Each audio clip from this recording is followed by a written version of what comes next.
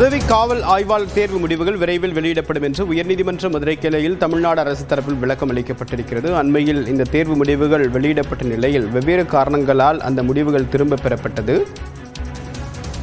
இது தொடர்பாக தாக்கல் செய்யப்பட்டக்கூடிய வழக்கு ஒன்றில் பதிலளித்த சீருடை பணியாளர் தேர்வாணையம் எஸ்ஐ தேர்வு முடிவுகள் விரைவில் வெளியிடப்படும் என்றும் தெரிவிக்கப்பட்டிருக்கிறது.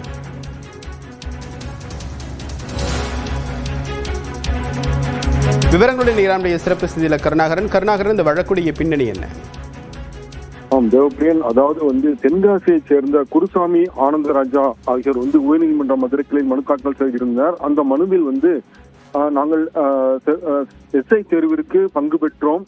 தற்பொழுது தேர்வு முடிவு வெளியாக உள்ள சூழலில் அந்த கேட்கப்பட்ட வினாக்களில் பாடத்திட்டத்தின்படி கேட்கப்படவில்லை. அந்த ஒரு 10 வினாக்கள் கேட்கப்பட வேண்டும். அதற்கு 5 மதிப்பெண் வழங்கப்படும். ஆனால் இந்த முறை அந்த 10 வினாக்கள் இலக்கணத்திலிருந்து கேட்கப்படவில்லை. அது வேற ஒரு பாடத்திட்டத்தில் கேட்கப்பட்டுள்ளது, உளவியல் தொடர்பாக கேட்கப்பட்டுள்ளது. எனவே இந்த தேர்வை மறுதேர்வு நடத்த வேண்டும் என்று மனு தாக்கல் செய்திருந்தனர். இந்த மனு நீதிபதி புகழேந்தி முன்பு விசாரணைக்கு வந்தது. அப்பொழுது கடந்த முறை விசாரணைக்கு வந்த பொழுது அரசு தரப்பில் என்ன கூறப்பட்டது என்றால், அதாவது இந்த தேர்வு முடிவு வெளியிடப்பட்டது. உடனடியாக அது சில மணி நேரங்களில் அந்த முடிவு அறிவிப்பு திரும்ப பெறப்பட்டுள்ளது. சர்வரில் ஏற்பட்ட கோளாறு காரணமாக திரும்ப பெறப்பட்டுள்ளது என்று கூறப்பட்டது.